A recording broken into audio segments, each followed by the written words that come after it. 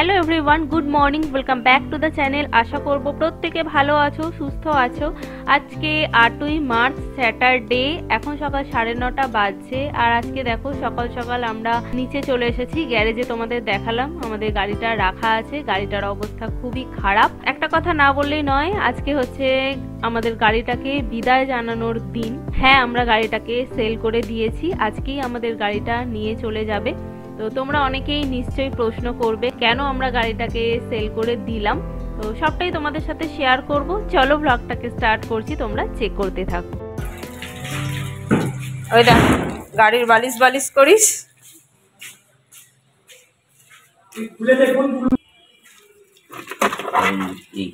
এগুলো তো লাগবে কি ওটা ওই যে মোবাইল আটকানো এটা লাগবে। এটা নষ্ট হয়ে গেল না, রেখে দিন, নতুন গাড়ি নেবেন তখন লাগাবেন। নষ্ট হয়নি, এটা ভালো, এটা চলে। এটা ওই যে ক্যামেরা লাগানোর আমাদের ইয়েটা।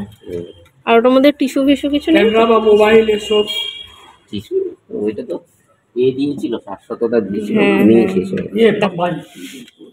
শেষ হয়ে হাত দেয় না, নোংরা।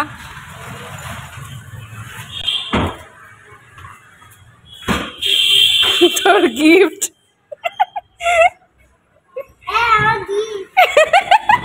তোর গিফট। নোংরা করে তোমরা নিশ্চয়ই বেশ কয়েক মাস ধরে খেয়াল করেছো যে আমরা খুব কমই আমাদের গাড়িটাকে বের করছি।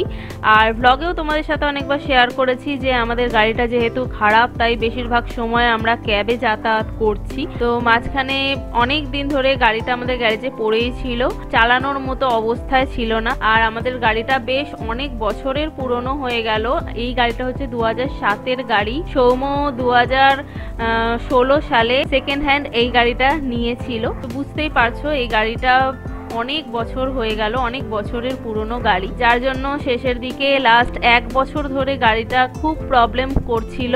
লাস্ট যখন গাড়ি নিয়ে আমরা শেওড়াফুলি গেছিলাম, ওখান থেকে ফেরার দিন আমাদের গাড়িটা সেকেন্ড ব্রিজ পার হয়েই বসে গেছিল। তোমাদের সাথে ব্লগে শেয়ার করেছিলাম, মানে কিছুতেই স্টার্ট নিচ্ছিল না। লাস্টে ক্রেন ভাড়া করে আমরা কোনো রকমে নিয়ে এসেছিলাম। তারপরে গাড়িটা অনেক দিন গ্যারেজে দেওয়া ছিল সারানোর জন্য, তো প্রচুর টাকা খরচ হয়ে গেল।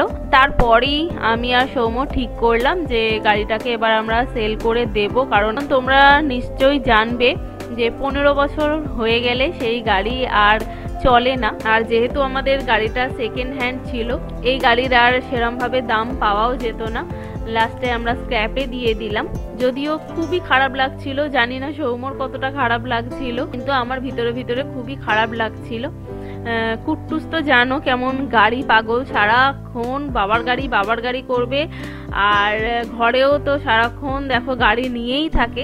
বারবার করে বলছিলাম যে দেখ গাড়িটা নিয়ে চলে যাচ্ছে, গাড়িটা আমরা বিক্রি করে দিয়েছি। ওই বিক্রি মানে কি কুট্টুস এখনো সেটা বুঝতে পারছে না। ও বারবার ভাবছে যে আমাদের গাড়িটা গ্যারেজে নিয়ে যাচ্ছে, খারাপ হয়ে গেছে, তো সারিয়ে আবার নিয়ে আসবে। তো গ্যারেজটা রোজ রোজ ফাঁকা দেখতে দেখতে আস্তে আস্তে বুঝতে পারবে যে না গাড়িটা আর আসবে না। তো গাড়িটাকে আমরা গ্যারেজে রেখে অনেক টাকা দিয়েই সারালাম, কিন্তু আজকে গাড়িতে পেট্রোল ছিল না, যার জন্য স্টার্ট নিচ্ছিল না। তাই লাস্টে ওরা গাড়িটাকে ক্রেন দিয়েই নিয়ে গেল। যখন চলে যাচ্ছিল লাস্ট মোমেন্টে যেন আমার মনে হচ্ছিল গাড়িটা আমাদেরকে বলছে বিদায় বন্ধু। কোথায় গেল বাবা গাড়ি? গাড়ি কোথায় গেল?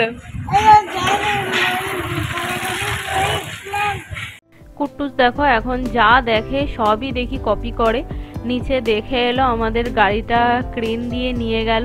ও এখন দুটো গাড়ির মধ্যে একটাকে ক্রেন বানিয়েছে আর আরেকটা গাড়িকে ওর ওপরে তুলছে, দিয়ে টানছে আর বলছে এই যে ক্রেন গাড়ি করে নিয়ে যাচ্ছি।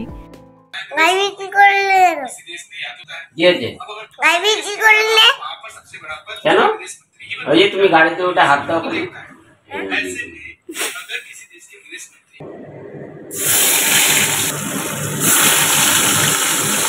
এখন দুপুর 11:15 মতন বাজছে আর আমি একটু অল্প করে এবার রান্না করে নেব।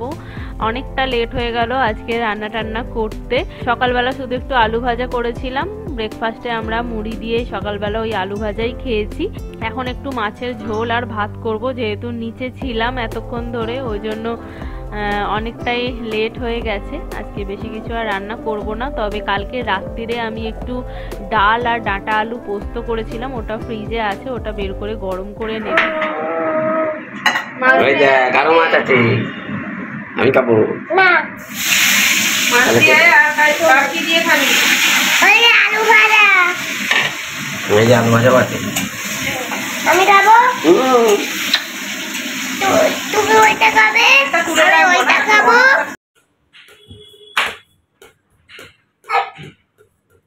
বিছানাটা কি অবস্থা করে রেখেছে।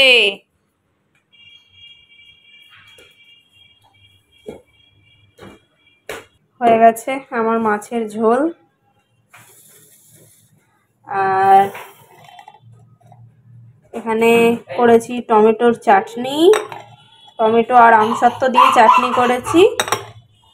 এখানে ভাত বসিয়ে দিয়েছি, আপাতত আজকে আর কোনো রান্না করিনি। এখন সন্ধ্যে 7টা বাজছে, আমরা বাইরে বেরিয়েছি, টুকটাক কিছু দরকার আছে।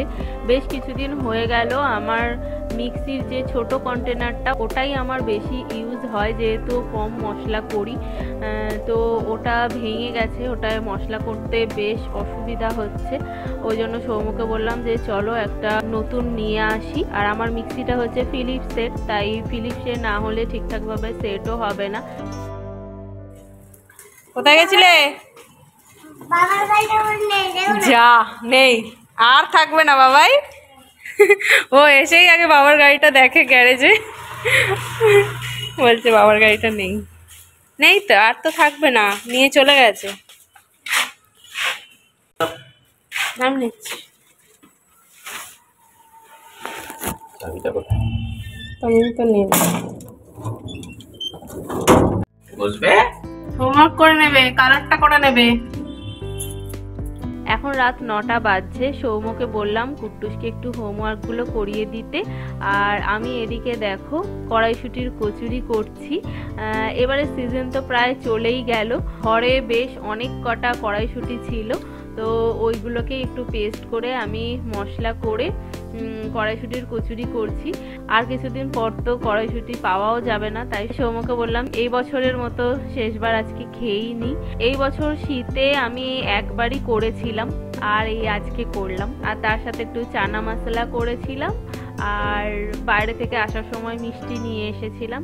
দেখো প্রত্যেকটা কচুরি আমার খুব সুন্দরভাবে ফুলছিল, যেহেতু আমি বিকেল থেকে ময়দাটা মেখে রেখেছিলাম। কুট্টুসকে তো রাত্রে তেলের জিনিসটা দিই না, ওকে একটু প্রেসারে ভাত করে দিলাম। চলো আজকের এই ভ্লগটাকে এখানে এন্ড করছি, তোমাদের সাথে নেক্সট ভিডিওতে দেখা হচ্ছে। আজকের ভিডিওটা যদি ভালো লাগে অবশ্যই লাইক কমেন্ট শেয়ার করো। যারা প্রথমবার আমার চ্যানেলটা চেক করছো অবশ্যই ছেড়ে যাওয়ার আগে সাবস্ক্রাইব করে দিয়ে যাও। আজকের মতন এখানে টাটা, গুড নাইট।